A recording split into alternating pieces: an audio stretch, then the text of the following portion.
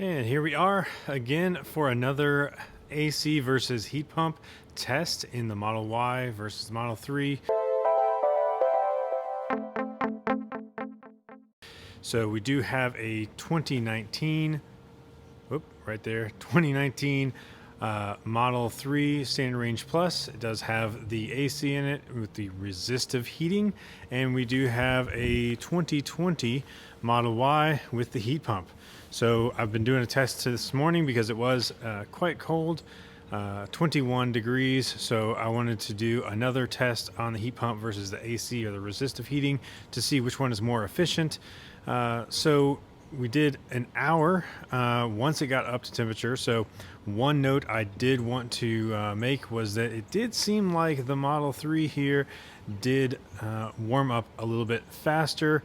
And then the Model Y actually never got up to the temperature that I was shooting for. So I set them both to 70 degrees and it never got up to 70 degrees. It only got up to 68 degrees. So I called it at 68 degrees. I decided to start the timer because the Model 3 was at 70 and the Model Y was at 68. So it didn't look like the Model Y was going to change. And in fact, after 45 minutes, no change, still 68 degrees. So that is one interesting note on the Model Y heat pump. It does seem like, I don't know if it's just the way that it's registering it or if it's actually a couple degrees cooler. It just doesn't quite want to keep it up to the full temperature.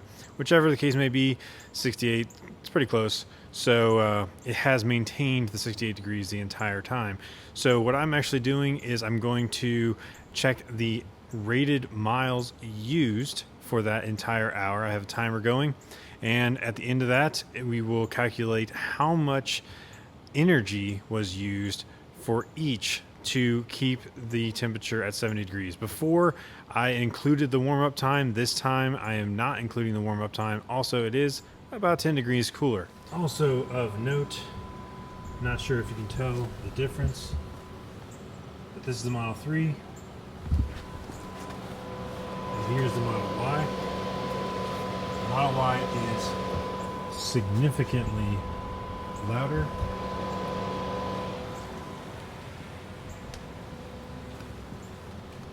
So the Model 3 over here is almost silent.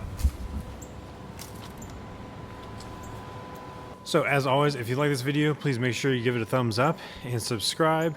We're working really hard on getting 500 subscribers before the end of the year, hoping to hit 500 before the end of 2020 and hopefully keep going from there, of course. But definitely wanted to get that 500. So if you can help me out by giving this video a thumbs up and subscribing, that would be much appreciated. And this is the day after Christmas, so I hope everyone had a great Christmas and we'll have a nice, happy new year. So I am tracking the efficiency, the rated miles here for both vehicles with Teslafy. So can't remember what the exact number was on the Model Y, so that's Big Blue. We called the Model Y Big Blue. And rated miles is down to 230.34 at the moment. I think it started around 241. And like I said, I will keep track of that. And Marshmallow Dan, our Model 3, rated miles down to 122.45.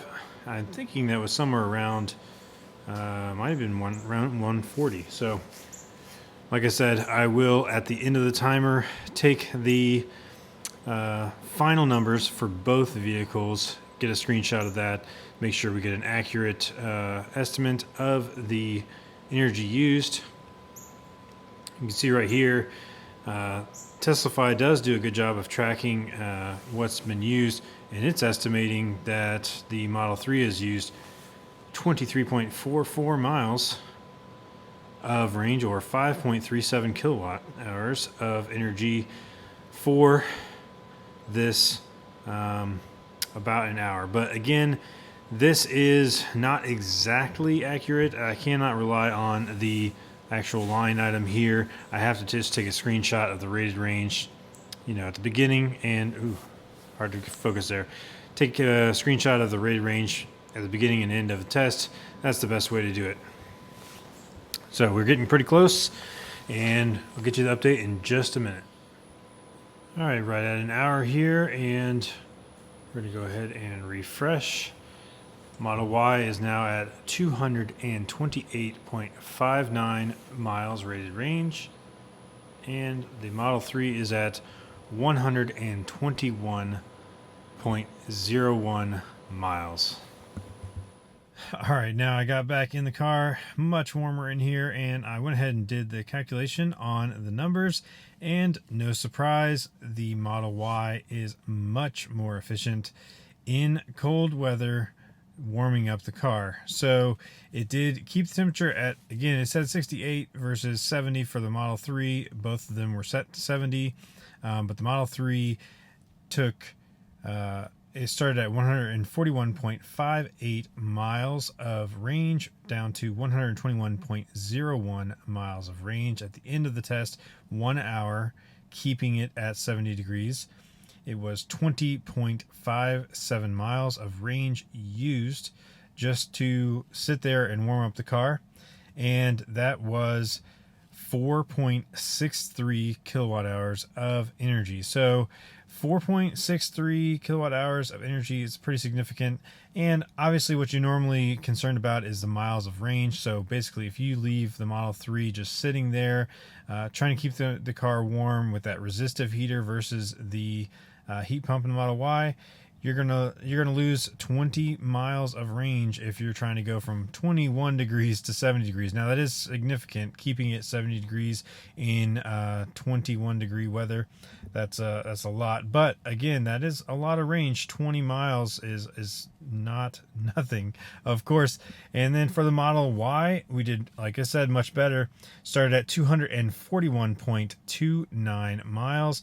Down to 228.59 miles, and that was 12.7 miles total range lost for that hour, and that was 2.82 kilowatt hours. So it actually was, it wasn't half as much energy, but almost a full 2 kilowatt hours less, and 8 miles less range used in the Model Y to keep it warm. Again, for an hour of use of the heat in 20 degree weather. So that was, I think, a pretty conclusive test. Both tests I've done now on the heat pump have indicated the Model Y is much more efficient with that heat pump than the Model 3 is with that resistive heater or the AC. So basically, in colder climates, the heat pump is great. And with the 2021 Model 3s, they actually put the heat pump in there, so it's going to be just as efficient. And they actually added the double pane glass, so it's even better.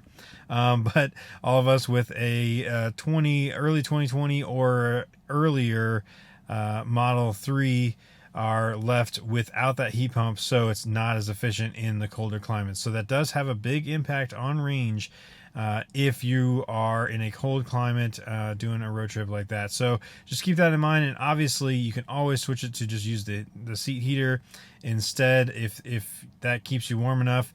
You know, turn the heat down as much as you can and not use it too much. But again, that heat pump, much more efficient in the Model Y. So I'm pretty sure that's pretty conclusive. But what did you think? Is that a good test of the heat pump versus the resistive heating? And were you expecting it to be that much significant difference? Let me know in the comments below. And as always, thanks so much for watching. We'll see you on the next one.